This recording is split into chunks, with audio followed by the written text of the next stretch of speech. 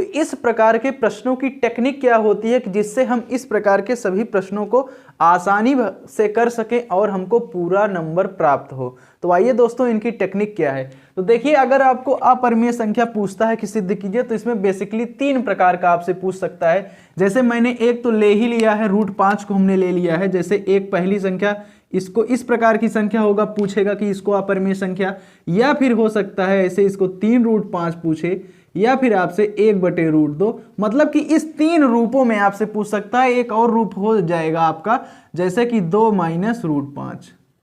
इन 3-4 रूपों में, इससे अतिरिक्त आपसे नहीं पूछेगा। या तो ये वाला पूछ लेगा, इसको सिद्ध कीजिए, या इस रूप में पूछेगा, या इस रूप में, या इस रूप में, यहाँ पे प्लस भी हो सकता है। तो उसमें अब आपको अपरिमेय संख्या सिद्ध करनी है दोस्तों। तो किस प्रकार से सिद्ध करेंगे, आपको वीडियो को पूरा देखना है। वीडियो 100% गारंटी के साथ आप सभी लोगों को समझ में आने वाला है।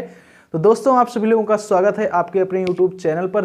दोस्तों आइए हम इन प्रश्नों को प्रूफ करते हैं एकदम आसान भाषा में। तो दोस्तों देखिए, इनको तो पहले इरेज करते हैं। आइए प्रूफ की ओर बढ़ें। जैसे कि हमको क्या करना है, प्रूफ करना है। प्रूफ की ओर बढ़ें तो पहला स्टेप हमारा क्या होगा, जैसे कि सिद्ध कीजिए कि √5 एक अपरिमेय संख्या है। तो पहला स्टेप आपको कर लेना है, जो कि है हम कर लेंगे माना √5। जो भी संख्या आपको इस प्रकार के प्रश्न हैं, इसकी टेक्निक सीख रहे हैं, और उनकी टेक्निक हम आने वाले वीडियोस में सीखेंगे, जो हमारे आगे आएंगे। लिंक डिस्क्रिप्शन में होगी उन सभी वीडियोस की। देखिए, √5 एक, हम इसके उल्टा जस्ट अपोजिट मान लेंगे, परिमेय संख्या है।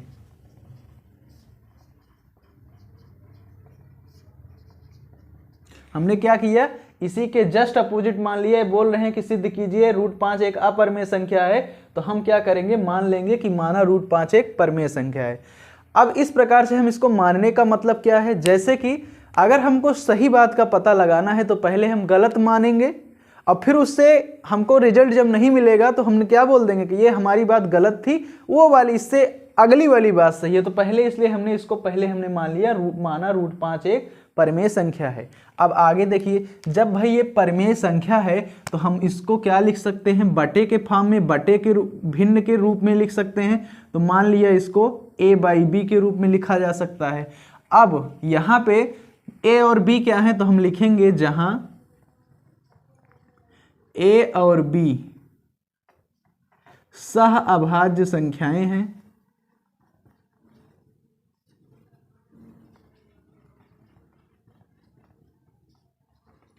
और ये जो b है ये इक्वल नहीं होना चाहिए भैया। इसको हम बटे के रूप में लिखेंगे। अगर 0 हो जाएगा तब तो 0 बटा का रूप रह ही नहीं जाएगा, सब लोग जानते हो। लेकिन अब आपके दिमाग में ये हो रहा होगा कि ये सह अभाज्य संख्याएं क्या होती हैं, इनको क्या लिख दिया गया। तो देखिए दोस्तों, सह अभाज्य संख्या, अभाज्य संख्याएं तो आप लोग जानते हैं, और सह का मतलब साथ में, यानी दोनों की बात हो रही है।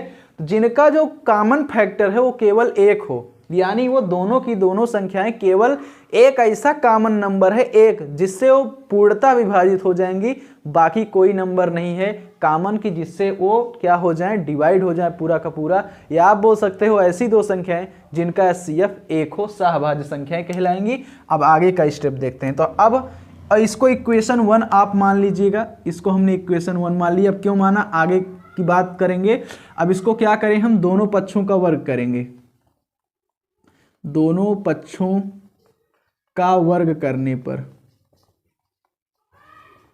तो दोनों पक्षों का वर्ग करेंगे तो √5 का स्क्वायर बराबर होगा a/b का स्क्वायर, यानी कि √5 का स्क्वायर, √5 गुणे √5, यहाँ 25 मत लिखिए या गलती मत करिए, यहाँ पे 5 होता है, और बराबर, क्योंकि √5 गुणे √5 5 होता है। अब ये हो जाएगा a² बटे b²। क्या करते हैं, 5b² बराबर a² आ जाएगा।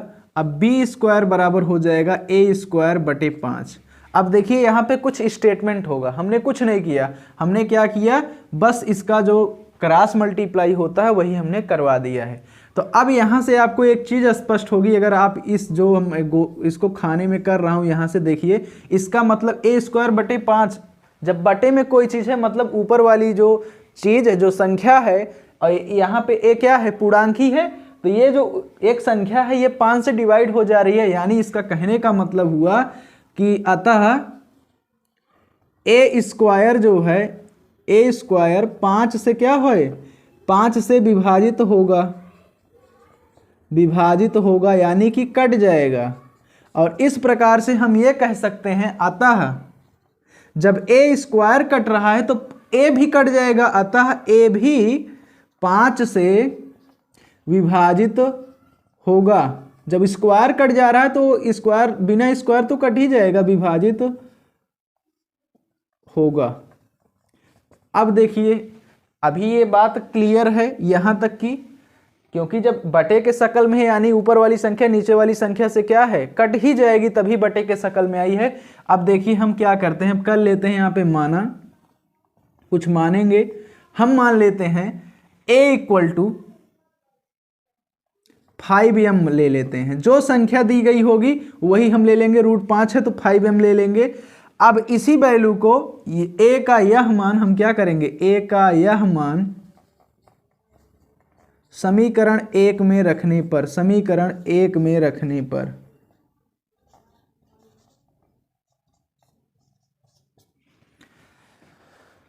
या ऐसा ना करके हम इसका सीधा सीधा क्या करते हैं, हाँ समीकरण 1 में रखें, a का यह मान क्या करें, समीकरण 1 में रख देते हैं। तो इस प्रकार से हमारा समीकरण 1 क्या है, एक है हमारा √5 बराबर a की जगह पे हम 5m रख रहे हैं, 5m, और बाई में क्या है b। अब फिर से दोनों पक्षों का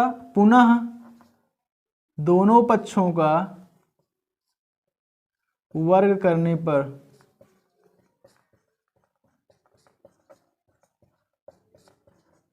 जब दोनों पक्षों का वर्ग करेंगे तो फिर से ये √5 का स्क्वायर बराबर 5m का स्क्वायर और अपान में b का स्क्वायर, ये फिर से 5 आएगा, बराबर होगा 5×25 m स्क्वायर बटे में b स्क्वायर, और जब फिर से मल्टीप्लाई होगा तो 5b स्क्वायर बराबर 25 m स्क्वायर, या अगर यहीं से m स्क्वायर की हम वैल्यू को निकालना चाहें तो m स्क्वायर, अब ये 25 इधर में आएगा, क्या हो जाएगा 5b स्क्वायर बटे 25, 5×25 यानी m स्क्वायर इक्वल टू हमारा क्या हो जा रहा है, m स्क्वायर इक्वल टू हमारा आ जाएगा b स्क्वायर बटे 5।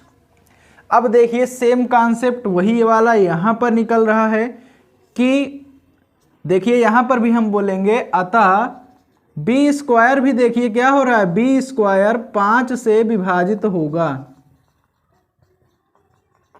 अब आपको दिखाई भी दे रहा है, बटे के शकल में आ गया है। अतः फिर से अतः लिखेंगे, जब b स्क्वायर हो रहा है तो b भी 5 से विभाजित होगा। इतनी बात क्लियर है तो आगे चलते हैं। तो अतः b भी 5 से विभाजित होगा। अब इसका मतलब क्या निकला, तो आप ये देखेंगे जब ये a और b सह अभाज्य संख्याएं हैं तब तो इनका सिर्फ और सिर्फ फैक्टर जो है 1 से कटेंगी। ये संख्याएं सिर्फ और सिर्फ दोनों संख्याएं ऐसी संख्याएं कि दोनों 1 से ही कटेंगी, बाकी किसी नंबर से नहीं। लेकिन देखिए a यहाँ से 5 से भी कट, ये देखिए ये वाली लाइन जो रेड हो रही है यहाँ देखिए a भी क्या हो रहा है, 5 से विभाजित हो जा रहा है, और यहाँ पे देखोगे b भी 5 से क्या हो जा रहा है, विभाजित हो जा रहा है। ये तो यहाँ पे आपका विरोध उत्पन्न हो जा रहा है, जैसे कि हम कहें हाँ होगा और आप कहें नहीं होगा, तो ये क्या है, विरोध है, और यहाँ पे यही माना गया है। तो इसका मतलब ये हुआ कि जो इसका मतलब क्या हुआ, अतः हम ये क्या कहेंगे स्टेटमेंट के रूप में, आप जानिए कैसे लिखेंगे। अब लास्ट स्टेज पर पहुंचे हैं प्रश्न के। अतः a और b का कम से कम एक गुणनखंड यानी गुणनखंड क्या है, 5 भी होगा। तो इससे क्या स्पष्ट है, जिससे कि क्या होगा, हमारा विरोधाभास उत्पन्न हो रहा है कि a और b सहभाज्य संख्याएं हैं, जिससे यह विरोधाभास होता है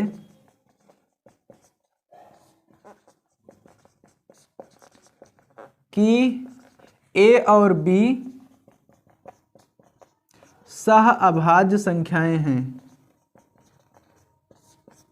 और ये गलत हमको किस लिए प्राप्त हुआ है, ये और भी सहअभाज्य संख्याएं हैं और ये हमको क्यों गलत मिला, और यह जो विरोधाभास है हम आगे लिखेंगे, और यह विरोधाभास हमारी गलत कल्पना क्या है, गलत कल्पना के कारण प्राप्त हुआ है। और हमने क्या माना है, वो गलत कल्पना क्या मानी है कि √5 एक परिमेय संख्या है। इसी कारण से देखिए गलती हमको मिल रही है, गलत परिणाम हमको मिल रहे हैं। अब इसलिए हम बोल देंगे, इसलिए क्या बोल देंगे, इसलिए अब इसका उल्टा जब भाई गलती मिल रही है तो हम बोल देंगे नहीं वो सही कह रहा था, इसलिए क्या है, √5 एक अपरिमेय संख्या है।